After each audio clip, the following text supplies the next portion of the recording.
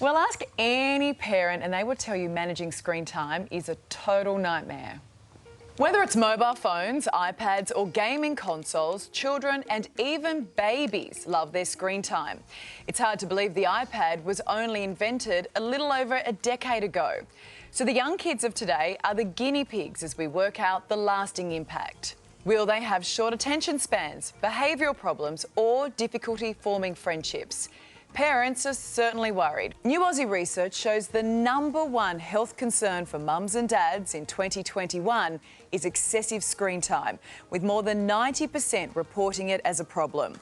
Cyberbullying and bullying, second top health concern, followed closely by internet safety.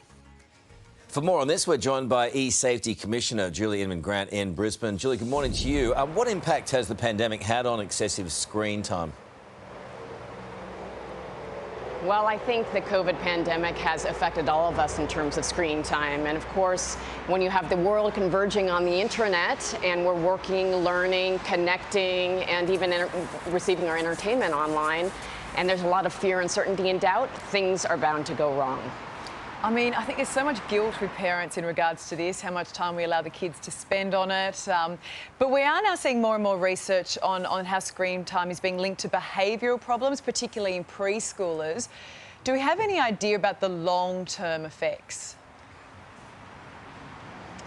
Well, all I can say is 42% of 2-year-olds are exposed to some kind of digital device, and by the time they're 4 years old, it's 94%. So we as parents have to remember that we are the front line of defense and that we can set the limitations up front. We need to be talking to them about how to be safe, how to be kind, and also to set parental controls. In terms of the techno tantrums, those are pretty standard.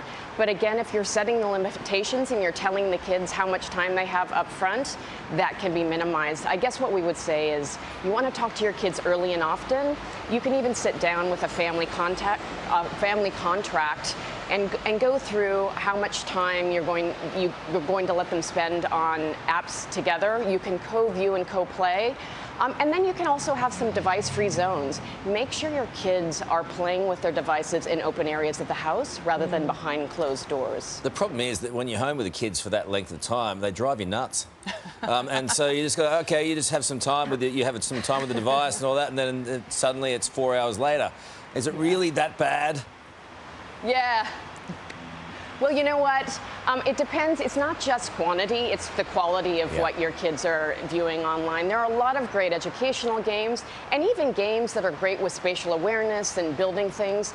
So not all apps and screen time are created alike. And so you can encourage them to use certain types of apps like Mathletics as well. It's a very popular as a digital babysitter. Well, that's it. I mean, I think we've got to accept that apps are a part of our life. I want to ask you about something else that we've been reading about this morning. The New South Wales Police Commissioner, Mick Fuller, is talking about an online consent app. Could that work in your mind?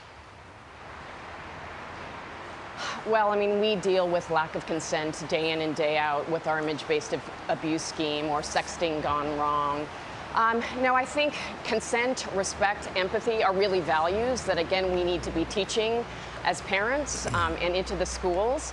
You know, apps could have some viability, but the way that we see people misusing technology through relationship retribution, I don't think an app is going to stop them from sharing content. But, you know, we should try everything. I just don't think we should rely purely on technology around these kinds of questions and how they're misused. All right, really good to talk to you as always, Julie. Thank you so much for your time today. Appreciate it. And for more information on this, head to esafety.gov.au.